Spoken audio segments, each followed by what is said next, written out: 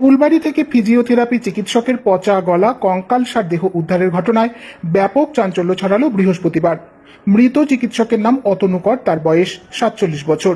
পরিবার সূত্রে জানা গিয়েছে, তাদের আদি বাড়ি বীরপাড়ায় হলেও দীর্ঘ 15 বছর ধরে ফুলবাড়ির রাজীবনগর এলাকায় ভাড়া বাড়িতে থাকেন।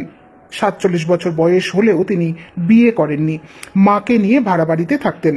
প্রায় মাসখানেক আগে থেকে হঠাৎ করে রহস্যজনকভাবে তিনি নিখোঁজ হয়ে যান। বিভিন্ন জায়গায় খোঁজ করেও তার সন্ধান পায়নি পরিবারের লোকরা। এরপর শিলিগুড়ি মেট্রোপলিটন পুলিশের নিউ জলপাইগুড়ি থানায় নিখোঁজ সংক্রান্ত অভিযোগ দায়ের করা হয়। এদিন এলাকার এক বাসিন্দা গরু খোঁজ করতে গিয়ে একটি পরিত্যক্ত কারখানার ভিতরে কঙ্কালসার দেহটি দেখতে পান। প্রথমে সেই ফাঁকা জায়গায় এমন দেহ দেখতে পেয়ে যুবক ভয় পেয়ে যায়। এরপর খবর দেওয়া হয় নিউ জলপাইগুড়ি থানার পুলিশকে।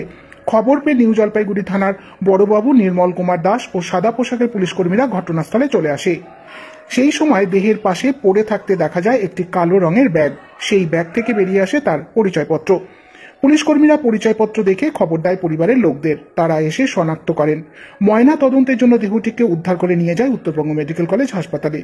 কি কারণে এমন ঘটনা জানতে তদন্ত শুরু করেছে পুলিশ। তবে প্রাথমিকভাবে স্থানীয় সূত্রে জানা গিয়েছে, তিনি পেশায় একজন ফিজিওথেরাপি চিকিৎসক। বাড়ি বাড়ি ঘুরে ঘুরে তিনি সাধারণ মানুষের চিকিৎসা করতেন।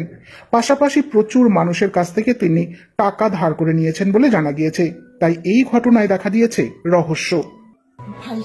22 ফেব্রুয়ারি থেকে। 22 ফেব্রুয়ারি থেকে? হ্যাঁ। আপনাদের বাড়ি, আসল বাড়ি কোথায়? আমার বাড়ি এখন নাই কোথাও। ছিল কোথায় আপনার? আগে বীরপাড়ায় ছিলাম, তারপর বাড়ি ঘর বিক্রি করেছি, এখন আমার কোনো বাড়ি ঘর নাই। মানে আপনারা এখানে ভাড়া থাকেন? হ্যাঁ। দুইজনেই? হ্যাঁ। এখানে কতদিন ধরে ভাড়া আছে? তাও 16-17 বছর। ও কি কাজ করতো? ওই ফিজিওথেরাপি। আচ্ছা। বয়স কত আপনার ছেলের?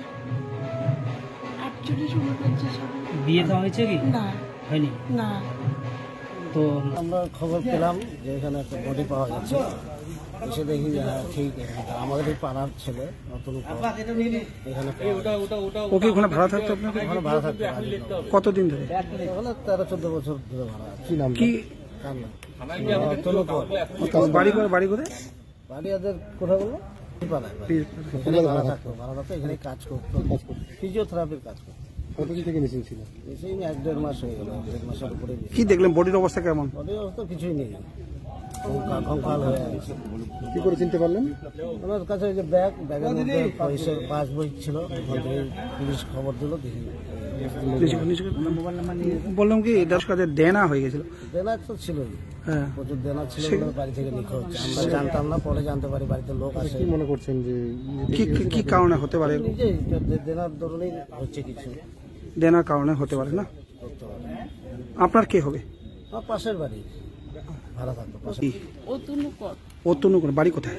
বাড়ি ওদের তো বীরপাড়ায় বাড়ি। ওরা 15 বছর থেকে আমাদের বাড়ি ভাড়া থাকে, মানে ফুলবাড়িতে। ফুলবাড়ি রাজি। কতদিন ধরে নিখোঁজ ছিল? 1.5-2 মাসের মতোই হবে। উনি কি একাই থাকতো? না, মা আর ছেলে থাকতো। ও মা ও দুজনে থাকতো? দুইজনেই থাকতো। উনি কি বিয়ে করেনি? বিয়ে করেনি। তো এখন কি জানতে পারলেন? এই যে এখনই জানতে পারলাম। দেখে চিনতে পারছেন? হ্যাঁ, ব্যাগগুলো দেখে তো চিনতে পারলাম যে ওনার মেশিন আছে। ও কি কাজ করতো? ফিজিওথেরাপি করতো। ফিজিওথেরাপি। কতদিন ধরে নিখোঁজ ছিল? এ তো 2 মাস হলো। হঠাৎ একদিন শুনি যে ও বাড়িতে নেই, তারপরে থানায় ডায়েরি করলাম। তো মা তো ফিরে এসছে, মাও নিখোঁজ ছিল। মা ফিরে এসছে, মা বলে ওকে খুঁজতে গেছি। তারপর থেকে তোর কোনো খোঁজই পাওয়া যাচ্ছে না, ফোনে সুইচ অফ। প্রচুর মানুষের কাছে একটা দেনা হয়ে গেছিল। হ্যাঁ, ঋণ হয়ে গেছিল, শুনেছি অনেক। বাড়ি কোথায় ছিল? ওরা ভাড়া আছে। ওদের বাড়ি বীরপাড়ায় বাড়ি ছিল। বীরপাড়ায়। আপনার নাম কি? সম্পাশে। আপনার বাড়ি কোথায়? ফুলবাড়ি রাজীবনগর। ফুলবাড়ি রাজীব। আপনার বাড়ি